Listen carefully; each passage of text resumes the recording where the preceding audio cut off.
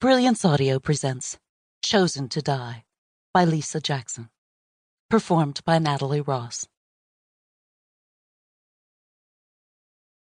Perfect. I watch in satisfaction as the Jeep spins and rolls over the edge of the cliff and into the ravine. Trees shake, great piles of snow fall from limbs, and the sounds of shrieking metal and shattering glass are muted by the storm. But I cannot rest on my laurels or pat myself on the back, for there is much work to do. And this one, Regan Elizabeth Pescoli, no, make that Detective Pescoli, is different from the others. She might recognize me, if she's alive, if she's conscious. I must be careful. Quickly, I roll up the plastic tarp which I laid on the spot where I had such a perfect and clear shot of the road. I lash it onto my pack, then make certain my ski goggles are covering my eyes, and that my ski mask, cap, and hood disguise my face. Once assured my identity is obscured, I haul my rifle and begin trudging through the thick snow, grateful that the blowing snow will cover my tracks. My vehicle is parked in an abandoned logging camp 2 miles from the spot where the Jeep has landed. 2 miles of steep and difficult terrain that will take me hours to cross. Pescoli is not a petite woman, and she might fight me. But I have ways to deal with that. I start hiking down the backside of the hill that overlooks the road and through a culvert to cover my tracks. It's tight and dark, no water trickling, and it takes a lot longer, but the extra half-mile is worth it. Not only will it be harder for the imbecile cops to track, but also it leaves Detective Pescoli in the frigid air a while longer. Lets the cold seep deep into her bones so that she'll welcome help from anyone, even though she'll be wary. I don't believe she could have survived the crash and gotten out of the car or escaped. Not with the damage that I saw and heard as the Jeep spiraled over the edge of the cliff.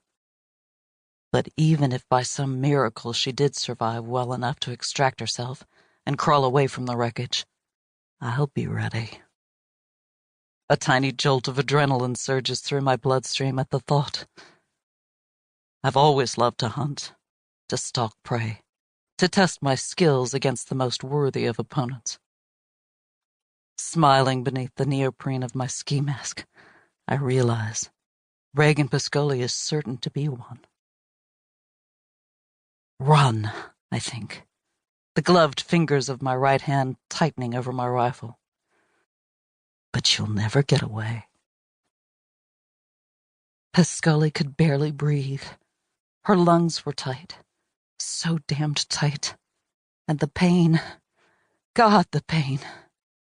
She felt as if all the weight of the crumpled Jeep was compressing on her body, grinding against her muscles, squeezing the air from her lungs, the life from her body.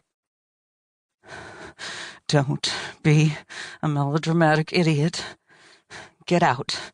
Get out now. Save yourself. You know what's happening, and it's not good. In fact, it's very, very bad.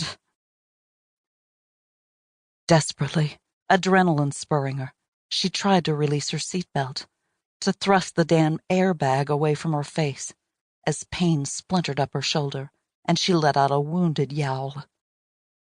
Jesus! Where once her body responded to her every command, now she was helpless. Come on, you don't have much time. Even now she knew he was out there, felt his presence, realized he was coming for her with deadly and sure intent. God in heaven, move, Pescoli! Get the hell out of here! Sucking in her breath, gritting against the pain, she forced her fingers into the space between the seats and pushed hard on the seatbelt release button. Click.